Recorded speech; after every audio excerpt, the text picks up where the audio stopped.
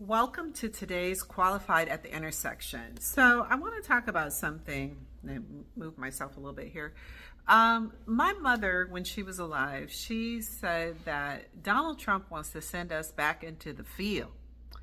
And she said that based upon things she heard him say. You know, I remember watching when he ran the first time a rally in Minnesota, and he was talking about how everybody there looks so great because of the racehorse theory. He said this out loud. Now, the racehorse theory is a Nazi theory of white racial purity.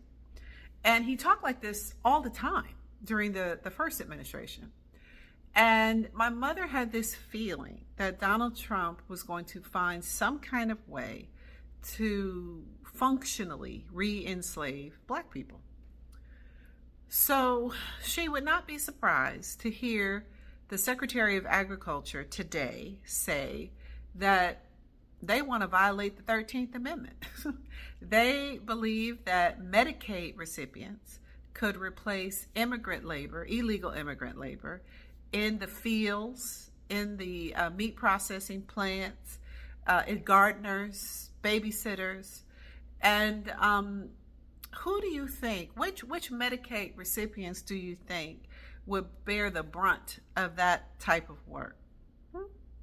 Now, Black people only account for 20% of Medicaid recipients. White people account for 40% of Medicaid recipients. But there are some context clues that tell us who they are thinking about for those jobs in the fields.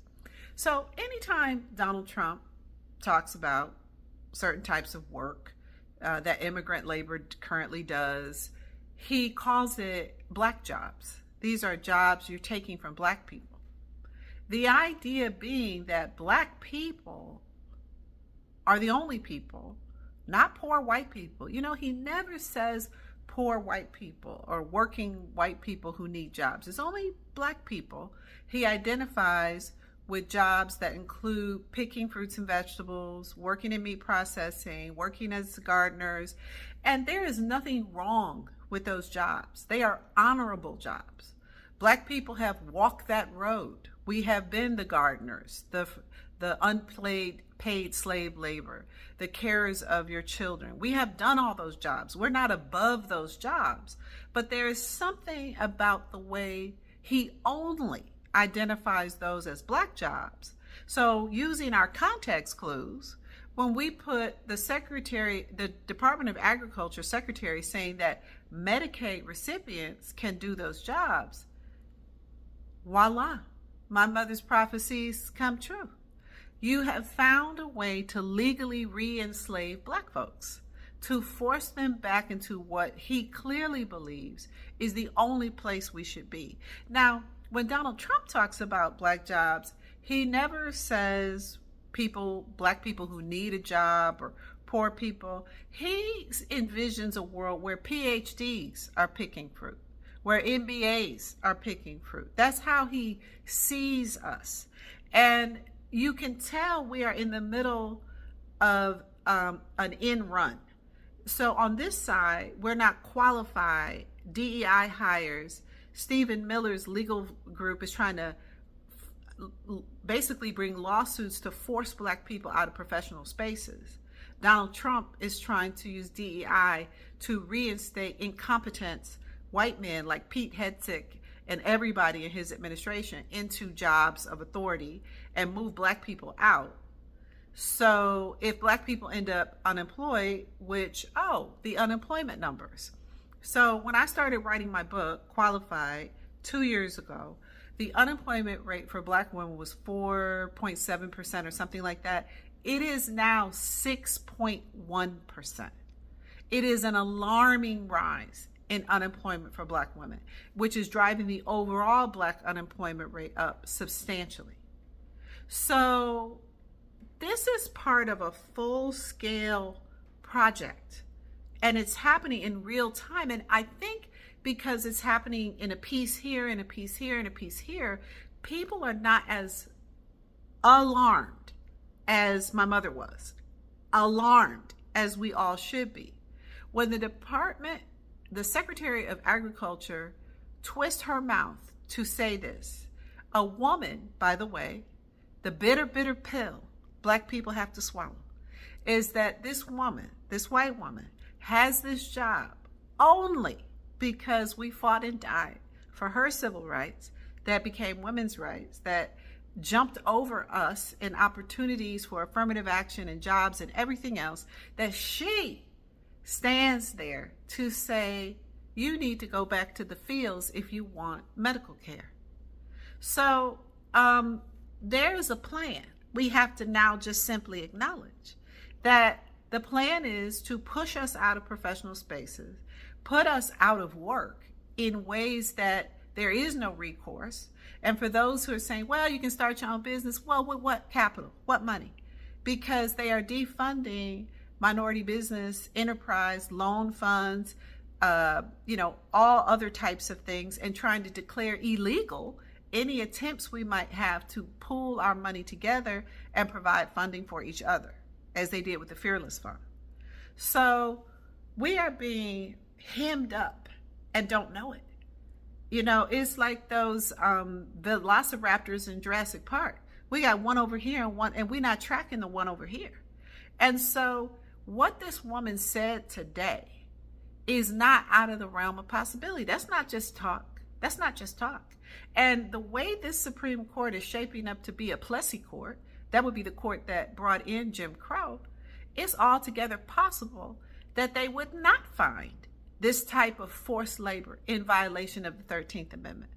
They might say, well, it's for wages and it's for health care, thus completing my mother's prophecy with their desire to find a way to legally re-enslave Black people from manual labor. And this would happen to you if you were unemployed with a PhD, with an MBA. They would decide through their contracting partners, who make millions of dollars, by the way, placing people in bullshit jobs, they will decide what type of job you take. And if they decide that they need that labor in the fields or in the chicken factory or as gardeners, or I guess as babysitters for white folks, then that's where you will be employed. That's what they mean to do. And they're not even trying to hide this. This past 4th of July, I was at some folks' house. There was a bunch of, middle-aged Black folks and some white folks and people together. And I thought to myself, everybody here does not know how much danger they are in. That's what I remember thinking. No one here knows how much danger we are in, that this place, this loveliness of home, all these people with these jobs, they don't know how tenuous. We are on the head of a needle right now about our ability to live in this world as free people and not glorified slaves through an end run around the 13th Amendment that, again, the Supreme Court would most likely, given their track record thus far, uphold. What would we do? What would we do?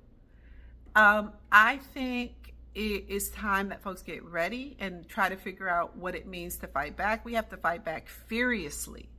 And I do not think that our institutions, be they the NAACP or Urban League or any of our institutions, have taken this true level of threat seriously.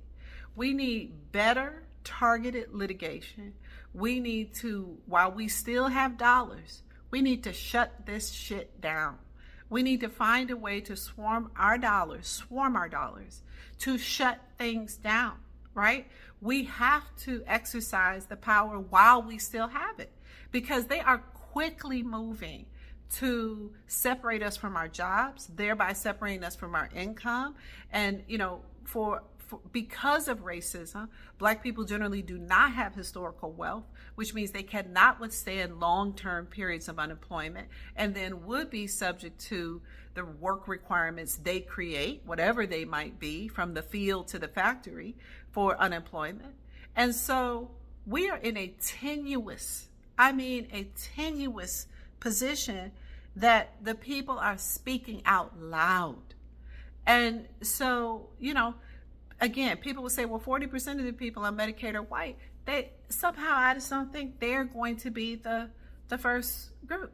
Something tells me that 80 to 90% of the people they would send to the fields would be the 20% of Black people who are on that program.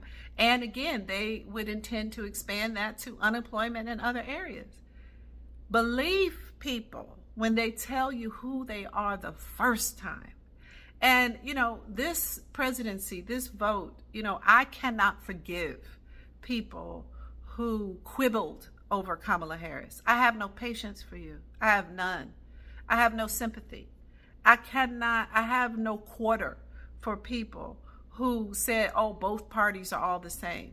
I have nothing for you. Because, the old folks used to say a hard head makes a soft ass. And some people are about to land on their soft ass. And so this is not the most upbeat newsletter today, but when you have the Secretary of the Department of Agriculture saying Medicaid recipients can go work in the fields, then we're there. It's time for some straight talk.